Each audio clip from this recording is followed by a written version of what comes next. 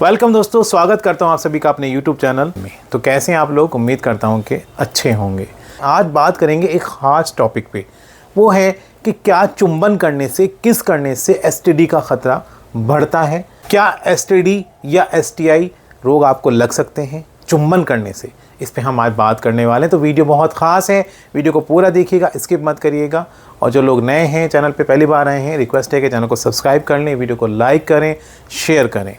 चलिए बात करते हैं सबसे पहले कि STD या STI क्या चीज़ है। STD यानी कि सेक्सुअली ट्रांसमिटेड डिसीज़, या STI भी बहुत से लोग बोलते हैं सेक्सुअली ट्रांसमिटेड इन्फेक्शन।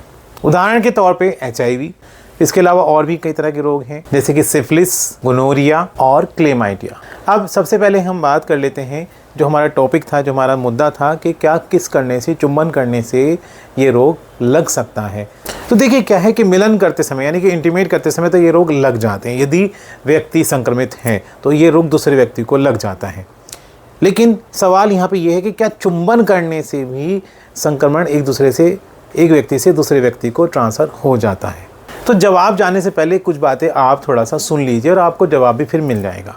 क्योंकि कभी कभी क्या है कि हम नतीजे के ऊपर जल्दी पहुंच जाते हैं और कह देते हैं नहीं भाई ऐसा नहीं होता, कुछ कहते हैं नहीं ऐसा होता है। लेकिन उससे पहले कुछ समझना ज़रूरी है जो मैं आपको समझाना चाहता हूँ। देखिए क्या है कि एक संक्रमित व्यक्ति है, अब वो संक्रमण दूसरे व्यक्ति के पास कैसे पहुंचेगा। देखिए होता है क्या है कि जो संक्रमित व्यक्ति है उसके बॉडी फ्लूइड्स में ये संक्रमण मौजूद होता है। अब बॉडी फ्लूइड्स जैसे कि रक्त है और वीर्य है, सलाइवा है, इन्फेक्शन जो है वो इनके अंदर मौजूद होता है, चाहे वो सलाइवा हो, वीर्य हो या फिर वो ब्लड हो। अब दूसरे व्यक्ति को कैसे वो ट्रांसफ़र होता है? चुंबन करने की बात यहाँ कर रहे हैं। संबंध बनाते समय, इंटीमेट होते तो ये ट्रांसफ़र हो ही जाता है। लेकिन चुंबन करते समय वो ऐसे होता है कि जिस व्यक्ति को संक्रमण है, यानी कि जो व्यक्ति संक्रमित है, वो दूसरे व्यक्ति को अगर किस करता है और जो दूसरा व्यक्ति है अगर उसके मुंह के अंदर या पेट के अंदर कोई घाव है तो उस घाव के ज़रिए से जो संक्रमण है वो उस दूसरे स्वस्थ व्यक्ति के ब्लड के अंदर पहुंच जाता है और इस तरह से वो उसको संक्रमित कर सकता है। तो अब बात थोड़ा मुश्किल हो गई है आपके शायद समझना, तो मैं इसको थोड़ा सा और सरल कर देता हूँ। तो ये समझ लीजिए कि एक संक्रमित व्यक्ति जो दूसरा व्यक्ति स्वस्थ है उसको जब वो चुंबन करता है, किस करता है, तो वो ट्रांसफ़र जो संक्रमण उसके व्यक्ति के अंदर हुआ है वो हुआ है सलाइवा के ज़रिए से, यानी कि उसकी राल के ज़रिए से। और वो भी तब जब दूसरे व्यक्ति के मुंह के अंदर कोई घाव है या फिर पेट के अंदर कोई घाव है।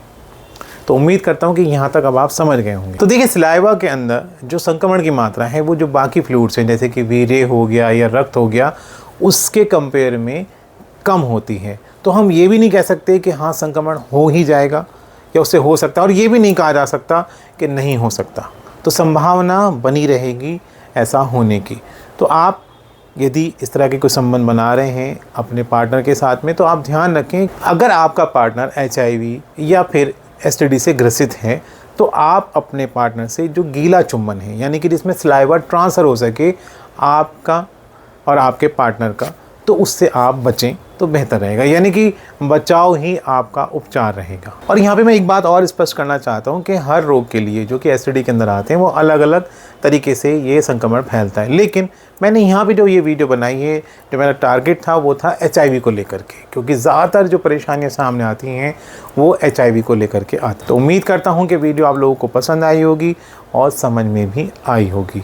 तो आज की वीडियो में इतना ही, मिलता हूँ आपसे एक नई वीडियो के साथ। तब तक के लिए गुड बाय।